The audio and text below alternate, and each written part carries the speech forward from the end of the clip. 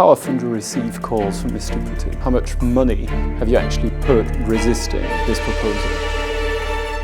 Joining me today in the studio is Paul Corcoran for Nord Stream 2. Thank you, Paul, for joining us for this show Under Pressure. There's already a pipeline bringing Russian gas directly to Germany via the Baltic Sea. So why build a second pipeline using exactly the same route? The answer is very straightforward. Repeat the success. Nord Stream 1's a very successful project. It was implemented on time within budget. It's ramped up since 2011 to virtually its full capacity. Last year it operated at 93%. First quarter of this year it's around 100%. It's a tremendous success. That is actually being disputed. I'm citing figures here about the capacity usage of Nord Stream 1. It's 70%, or it was 70% in 2016, according to S&P Platts, and it's being used around 50% of the capacity, according to figures cited kind of unofficially by the European Commission. Those figures of 50% by the European Commission are flatly wrong. They're just inaccurate. The figure you reported for 2016 is correct. That's part of the ramp-up. 2017 was 93%. And first quarter of 2018, it's running at full capacity. Now let me ask an awkward question. How often do you receive calls from Mr. Putin? Me personally, or or maybe some of your colleagues? I've never met Mr. Putin. I've never received a call from Mr. Putin. Mr. Putin has visited the Nord Stream 1 project during its implementation, I think at least twice. But that's the extent of the involvement. Mrs. Merkel visited the Nord Stream 1 project. Mark Rutte from Holland visited the Nord Stream 1 project. So it's not unusual for such major infrastructure projects as ours. But there are direct links via Gazprom to the Russian state. So that means probably the foreign ministry or maybe other ministries which are able to give instructions to this company which is based in Switzerland, correct? Not correct, no. We are a subsidiary of Gazprom, and Gazprom is a listed company. So there are many listed companies, also in Europe, whose shareholding is partially also owned by the state. So Fortum in Finland, Engie, they're all across Europe, companies. And the state with some regularly kind of, gets involved? Not to my knowledge. To my understanding, if you're a listed company, you have an obligation to all shareholders, not just state shareholders. So those obligations are very clearly laid down in law. You probably know as well that diversification of supply is one of the main objectives of the energy union. Nord Stream obviously runs counter to this objective, so that doesn't really help, does it? I think the objective is diversification of sources, suppliers and routes. Nord Stream is an additional route. It's hardly an additional route. It's using exactly the same route as Nord Stream 1. It's another route. It's another pipeline bringing gas into Europe. That's a good thing. Nobody's forced to buy the gas. But if the possibility is there, like with LNG, nobody complains that we have 75% of our LNG capacity that's not utilized. It's not necessary we should close it all down. No. It's a good thing because it gives supply security. It gives optionality around supply security. And the same is true for additional pipelines. Europe should welcome additional pipelines. TAP, Medgas, Nord Stream 2, they should all be welcomed because it's optionality for European consumers. Is your objective to kill competition on the gas market in Europe? We're a pipeline company. We don't sell gas. And in that sense, we can't possibly have that objective. But Gazprom may have an objective like that.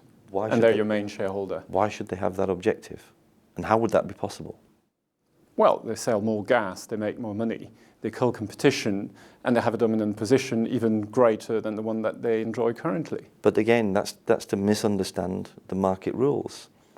They can only sell more gas if they price it to attract customers. that's competition. That's good for the market, and there's nothing wrong with that. So you're actually denying that Gazprom has a dominant market position at the moment in Europe as the main supplier of natural gas? I think it has a large market position, but that is by no means dominant. That market position is dependent upon its reliability and its price. Turning to some legal issues now, the Commission says Nord Stream cannot be exclusively operated according to Russian law. Do you agree with that principle? Nord Stream is not operated exclusively according to Russian law. So the statement is again simply incorrect. You're saying the Commission has made incorrect statements about the legal aspects of Nord Stream? Yes.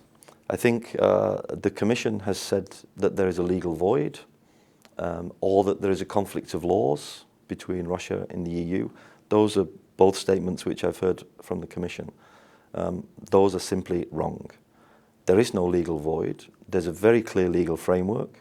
The Nord Stream 1 pipeline was permitted and built on that basis, within that legal framework, and the Nord Stream 2 pipeline has made applications to the member states based upon the relevant legal framework, which is a combination of national law, international law, for example, UN clause, and EU directives as implemented into national law. So the framework is absolutely clear, and Nord Stream's a commercial company operating within the EU, and in that sense has to follow the legislative framework. There's no choice.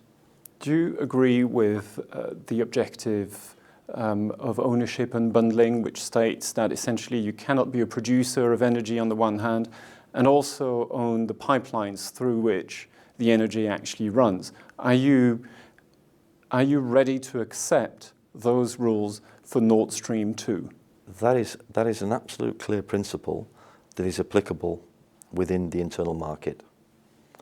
And the Commission itself wrote in a letter to the Parliament in September 2017 that the third energy package, the internal market, is not applicable to pipelines supplying the European internal market.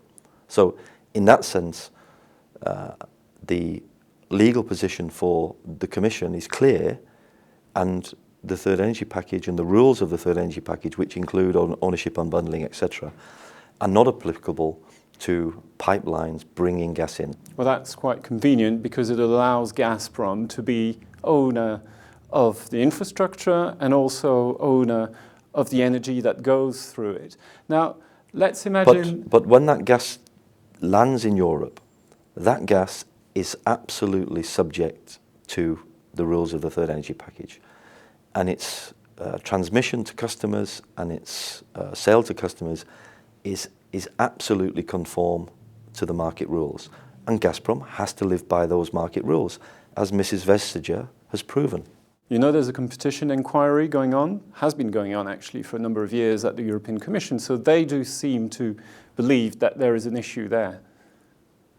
I think Commissioner Vestager is a very independent commissioner, and I think she's made some landmark decisions in the recent past.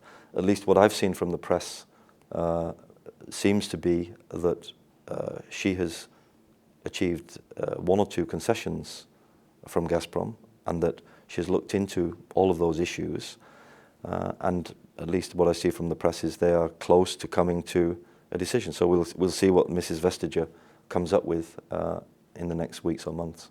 There's a special directive that was written by the European Commission, especially for Nord Stream 2, in fact. So once that goes through, the ownership structure of Nord Stream 2 will have to change. I think we have to see how that proposal develops. I think this is a law proposal which came at the very last moment, proposed in November last year. It was attempted to be rushed through as a minor technical change in an accelerated procedure without proper governance. In the meantime, it's been recognised by the Council's own legal service, at least, amongst others, that actually this proposal is very far-reaching. It conflicts with international law, for example, conflicts with UN clause. There's a very clear industry assessment of what this means and how negative it is for legal certainty and how it's a deterrent for investment and actually a threat to energy security. What does that mean for those existing investments? What does it mean for new investments like Nord Stream 2, but also like, for example, Medgas or Galzi? It means complete uncertainty. How can you invest in a project which will contribute to Europe's energy security when you don't know what the legal framework will be? How much effort have you actually been putting into resisting this proposal? How much money have you spent here in Brussels and maybe elsewhere trying to lobby people, politicians, to block this proposal? We cannot resist this proposal. The member states and the MEPs and the lawmakers have to decide this proposal, and they will. All that we can do is try to put our arguments forward and try to make the process a transparent one. Unfortunately, the Commission made it tried to make it an intransparent one. They tried to rush it through on this accelerated procedure. This is not a technical adjustment to the wording. This is a major change to the legislative framework. You didn't really answer my question. How much money have you actually put resisting this proposal? I can't give you any kind of figure. But ballpark? I have no clue to a figure. We have... but you have spent quite a bit of money trying to influence we have a communication, lawmakers in the European Parliament and also in the member states. No, we have a communications team whose job is to make facts about the project known to the public. We do that in all of our permitting countries. We make information available in public sources. We also make information available about issues of legality that would affect the pipeline. So in the sense that there's some specific activity and that somehow, you know, I infer from your question that you think we may have spent millions and millions trying to influence lawmakers. No, that's not the case. Let's turn to transit issues now, and Ukraine in particular.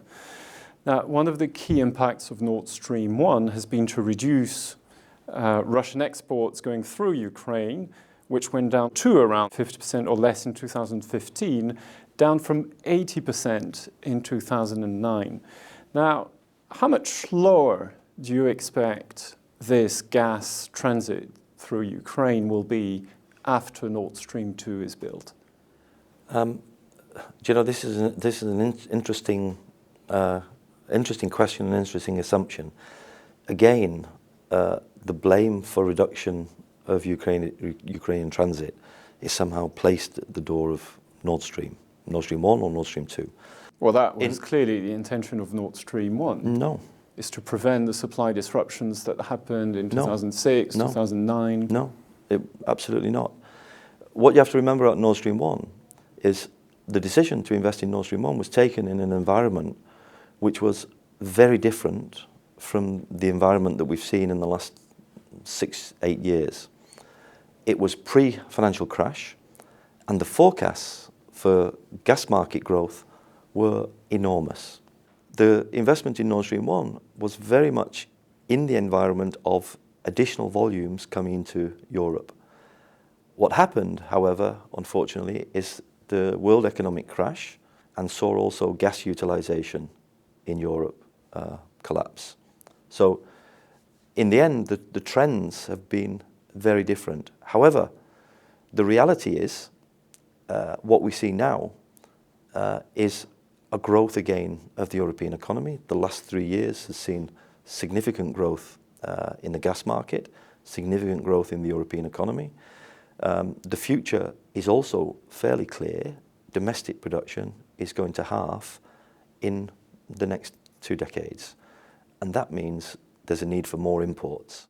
The 2014 to 2017, Nord Stream 1 capacity went from 34 BCM to 51 BCM. And that's about a third of an increase. In the same time, 2014 to 2017, the Ukrainian transit went from 64 BCM to 93 BCM, which is about a 50% increase. So to make any kind of direct correlation between Nord Stream replacing Ukrainian transit is simply not correct. And even though demand has been picking up in recent years, everybody seems to accept that demand for gas generally in Europe after 2025 or 2030 will have to decline significantly because of the Paris climate targets. So that means you've got a pretty short window of opportunity there to make money out of Nord Stream 2. Across the world, energy companies are strengthening their position in gas. And this is true for Exxon, Chevron, it's true for Europeans, BP, Shell, Total. And the reason for that is because the COP21 goals mean that we will use less fossil fuel. That's less coal and less oil. Gas has got 50% of the CO2 output of other fossil fuels. So as a fossil fuel, even though in the long term it's not desirable, in the medium term it's much better than coal or oil.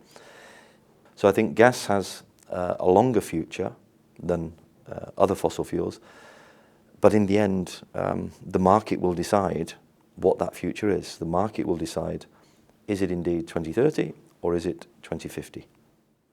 So basically you're saying fossil fuels have a future, you're pretty happy polluting the planet. It's not a question of being happy or not being happy.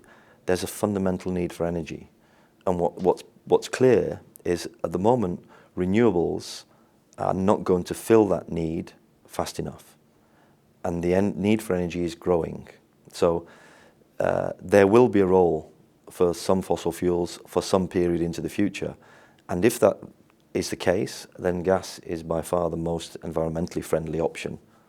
Gazprom's chairman, or deputy chairman, Alexander Medvedev said, and I quote him, "Under no circumstances would the contract with Ukraine be extended, not even if the sun and moon trade places."